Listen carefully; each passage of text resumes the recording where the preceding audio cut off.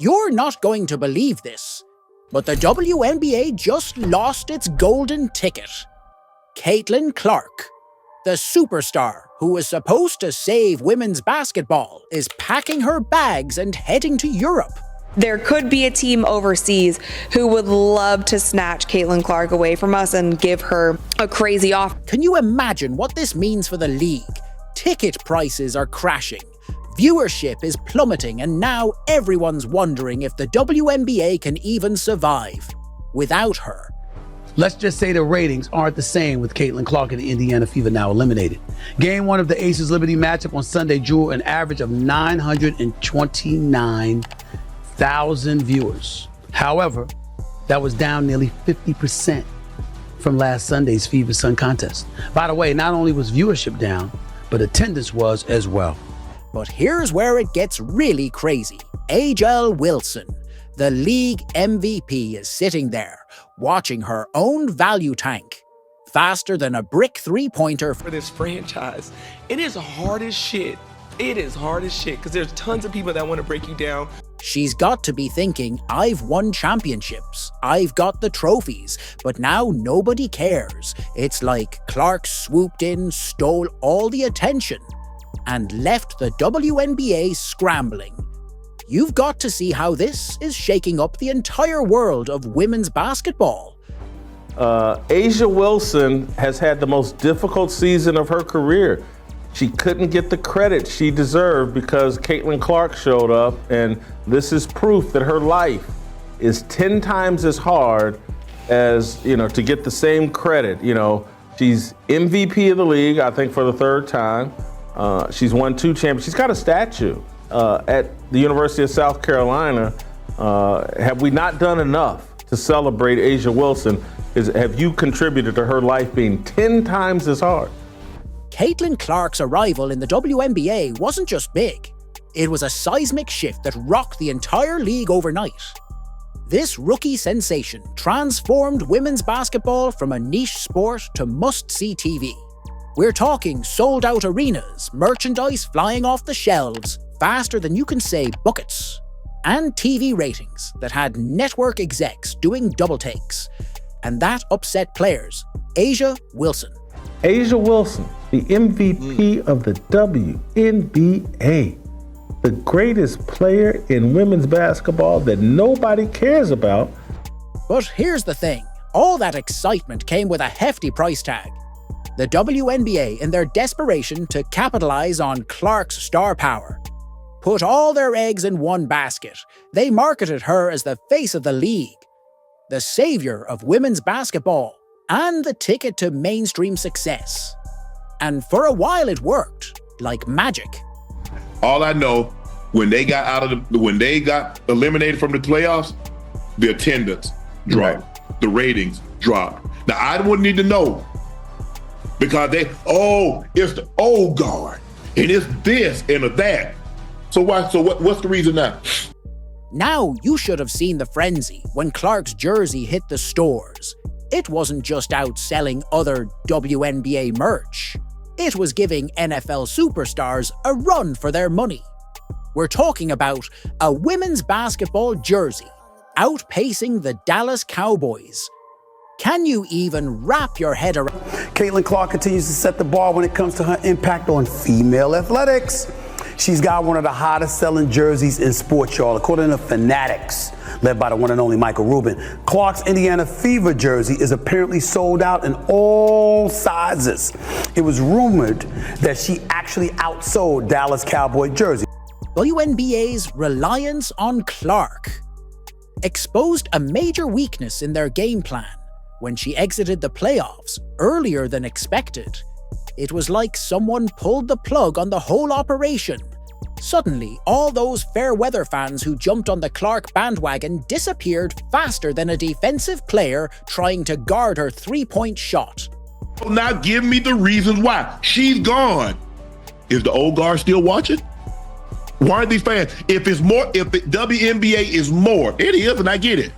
Why aren't people watching? You say the ratings have dropped since Fever had been eliminated? Yes. Look at the attendance when the Fever play your favorite team and look at the attendance when they don't. Now, you might be wondering how much money is the WNBA really losing without Caitlin Clark? Well, let me tell you, it's not pretty. We're talking about a potential financial Mel Boo down here without Clark's star power driving ticket sales, TV ratings and merchandise revenue. The league's facing a serious cash crunch as the team progresses through the playoffs, tickets get more and more expensive, which is why I was incredibly confused to see tickets at the Target Center in Minnesota selling for as low as $10. According to StubHub, seats that are damn near courtside, they're going for $65. You can sit directly behind the female Suns bench for $60. Think about it, when one player can make or break your entire financial model, you've got a problem. The WNBA put so much stock in Clark's ability to draw crowds and boost ratings that they forgot to build a sustainable foundation.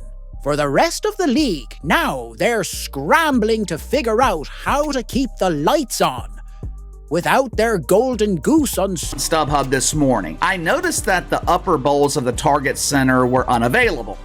I wonder why. They're not offering tickets in those sections because they can't sell the damn seats in the lower bowl. But here's where it gets really interesting. Clark's impact wasn't just about the money. She brought a level of excitement and attention to women's basketball that the WNBA had been dreaming about for years. She made people who'd never watched the women's game before sit up and take notice. And now that she's heading to Europe, the league's facing a moment of truth. It seems like she's probably going to make more money overseas in EuroLeague than she did during this WNBA season. Can the WNBA survive without Caitlin Clark? That's the million-dollar question everyone's asking right now. The league's at a crossroads, and their next move could make or break the future of women's professional basketball in America. They need to figure out how to keep fans engaged, how to market their other stars, and how to create a sustainable business model that doesn't rely on a single player to keep the whole ship afloat. If you look before Caitlin, the attendance was around 5,000. Since Caitlin, she sold out every game this year, so that's an increase of about 10,000 tickets per game. The average ticket price has gone up, say roughly $100. So that right there is looking at $1 million per game. And so if you take that times 14 home games, that's $14 million. And that's not even considering anything else. The WNBA's crisis isn't just about losing Caitlin Clark. It's exposing cracks that run deep through the entire league. Imagine being at the top of your game, only to watch a rookie steal not just the spotlight, but your entire legacy. That's exactly what's happening to A.E.L. Wilson. And her reaction is sending shockwaves through women's basketball. A'ja Wilson, the MVP of the WNBA, was caught on tape reaching to, wagging her finger at, telling to Caitlin Clark, teammate, about her, white privilege. Picture this: your AIA Wilson, a three-time MVP WNBA champion, and the face of the league for years. You've put in the work, racked up the ACO AIDS and built a career most players can only dream of, but suddenly it's like none of that matters anymore. All because of one rookie named Caitlin Clark. Well, I mean, look, I want to be a little sympathetic towards Miss Wilson. After all, for the first time in a long time, people were actually watching her play basketball, so that added stress of the much bigger audience certainly came into play. Wilson's not just watching Clark steal the spotlight. She's watching her take the paychecks too. Can you believe the financial gap between these two? Wilson's max salary in the WNBA is around $230,000. Clark, she's looking at potentially millions with her new contract in Europe. Even more than Diana Taurasi when she played in Russia. It's enough to make anyone question their career choices. Now, it's not out of the norm for WNBA players to play during the regular season and then during their off-season play overseas. This is something that has been happening for like the entirety of the WNBA. It even went as far as to 1 year in 2015, Diana Taurasi played in Russia and did not play in the WNBA. And it was never outright stated that she didn't play in the WNBA because Russia basically put that in their contract, that if she went there, she couldn't play. But that was pretty much what everybody thought happened because Russia paid Diana Taurasi at that time $1.5 million salary to play in Russia. Now, you might think an MVP would be above petty jealousy. Think again.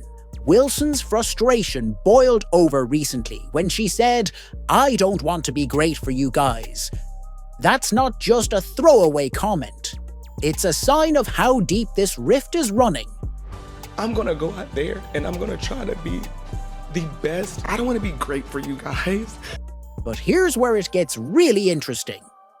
Wilson's not just mad, she's questioning her whole career. Imagine pouring your heart and soul into a sport, becoming the best of the best, and then watching as a newcomer gets all the attention, all the hype, and all the financial rewards. It's enough to shake anyone's confidence. I don't understand this line of thinking. I don't think it, as you said, it doesn't fit the day and age in which we're in. And then the other thing, and I think this is probably the worst thing, it engenders not just a sense of victimhood, but a sense of envy and ingratitude, because you can never be thankful for where you are because you're always saying, well, if I was only white, I would be even further. And it's not just about the money or the fame. We seeing her entire legacy threatened all those endorsement deals, those public appearances. They're all under scrutiny. Now, some experts are even suggesting that Wilson's marketability has taken a hit because of Clark's rising star power. There should be a hashtag now, Stop Asia Hate. But it's amazing, but this is the problem that a lot of people have with Caitlin Clark fans and supporters. They don't buy into it. And I'm going to mention this again. One of the more interesting aspects of this fanhood is that some of the biggest supporters of Caitlin Clark are not whites. They're actually black males. So that has become something that for them, that word, problematic. So how is AIA Wilson reacting to being overshadowed by Clark? She's not taking it lying down. That's for sure. Wilson's reaction is shaking up the whole league, and you won't believe what she's saying. She's calling out the inequities, challenging the status quo, and forcing everyone to take a hard look at how the WNBA values its players. I don't understand this. Many of these people, like Asia, are so used to being able to dispense and force white guilt upon others that when people don't comply, then it becomes something they can't even handle. Really. And so I just find this whole thing interesting about the television ratings and who's supporting and now people are leaving. This has become, Jason, and tell me if you agree or disagree. This NBA playoff ratings dip post Caitlin Clark is the sports version of white flight and gentrification. You hate it when they're here. You don't like their presence. Oh my God, look at what they're doing. They're so awful. Then when they leave, the Caitlin flight, oh my God, what do we do now? This isn't just about Wilson versus Clark. It's about the entire structure of the WNBA. Can a league survive when its established stars feel undervalued? What happens when the next big thing comes along and overshadows everyone else? These are the questions that are keeping WNBA executives up at night. This is the danger of this league built around angry, social justice, lesbian feminists. The next big thing isn't just coming, it's already here, and it's got a European accent. You think Clark leaving for the playoffs was a gut punch? Wait till you hear about the full court press. Europe's putting on WNBA talent. What happens when the league's brightest stars decide America's no longer the land of opportunity? Ready. Half the WNBA right now is overseas playing in some foreign league right now because they don't make enough money during the WNBA season to take care of themselves at the level they want to for all year. They're already playing in rival leagues. We're not talking about a few players dipping their toes in international waters. This is a full-on exodus, with WNBA stars packing their bags faster than you can say, fast break. Can you believe it? The very league that was supposed to be the pinnacle of women's basketball is watching its talent drain away like S through an hourglass. And with players able to, make money off brand deals and this and that, and their celebrity rising, there could be a world where more of these private-owned EuroLeague teams, I could see some of these teams going after some of our star players in the WNBA. And if the money makes sense, if the business aspect makes sense, we could lose more players. Now, you might be thinking, why would these players leave the WNBA? It's simple, money talks, and Europe. Speaking a language these athletes can't ignore. Imagine you're Caitlin Clark working your tail off for a max salary of about $230,000. Then you look across the pond and see contracts worth millions. What would you do? The commissioner told her that she could make $700,000 playing in the WNBA through marketing this and that. I don't know what Kathy was talking about, because even the highest paid player in the WNBA currently makes a little over $200,000 in salary. And then I don't know what the WNBA does with their marketing dollars, but it's definitely not going to equate to $700,000. But here's where it gets really crazy. It's not just about the paycheck. These players are chasing something the WNBA is struggling to provide respect and opportunity in Europe. Women's basketball isn't an afterthought. It's a main event with packed arenas, rabid fans, and media coverage that makes players feel like the stars they are. And the WNBA is not making Caitlin Clark feel welcome. A crazy offer. I mean, Ice Cube was about to give her $5 million to play in less than 10 games in the Big Three. So the money is there, and if these owners are smart with it, I could definitely see more WNBA players going overseas and possibly not returning. Meanwhile, back in the States, the WNBA is scrambling like a point guard, trapped in a full-court press. They're trying to keep their talent, but their checkbook's coming up short. It's like bringing a knife to a gunfight. They just don't have the financial firepower to compete with these European offers.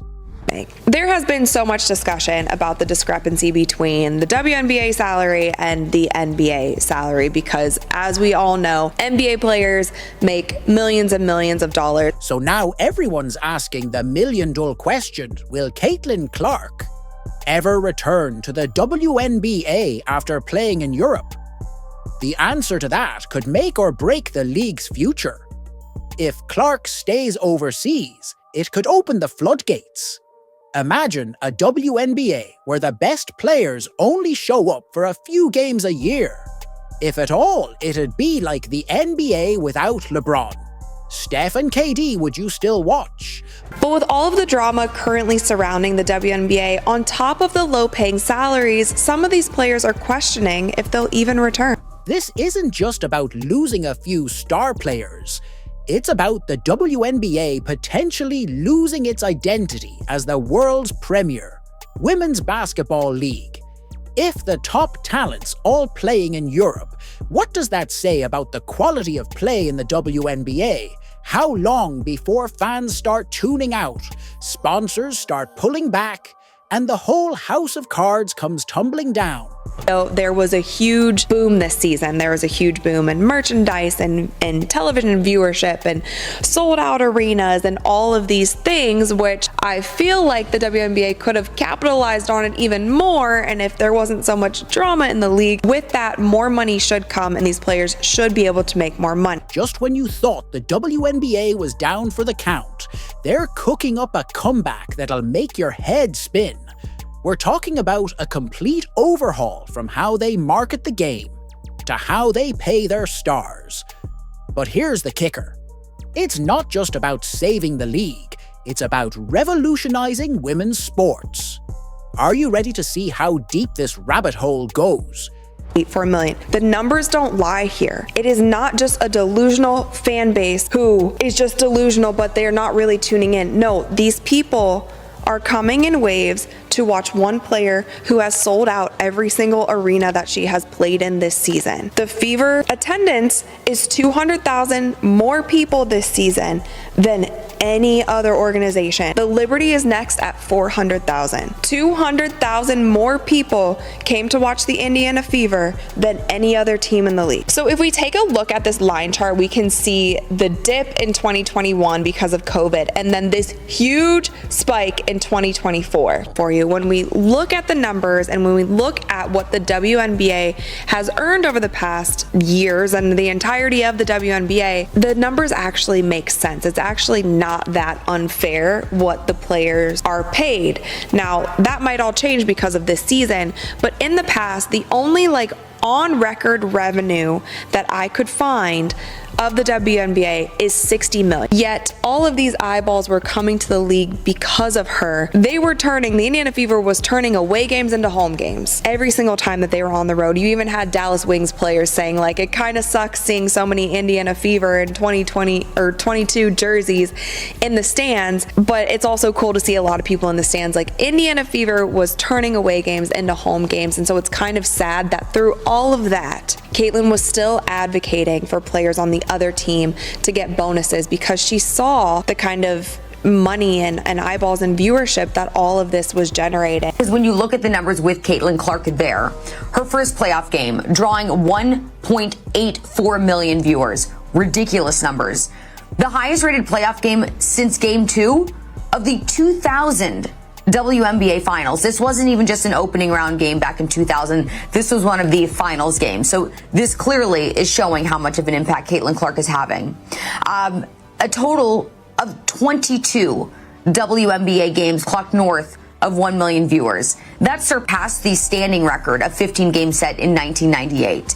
You see, what entitled players in the WNBA just can't seem to understand is you get what you put in, and right now, you are getting exactly what you deserve. All season, you have complained about Caitlin Clark. All season, you have allowed your jealousy, your bitterness to cloud your judgment. All season, you have allowed your emotions to take over, which got in the way of what could have been an unbelievable year that set the foundation for the future of the WNBA.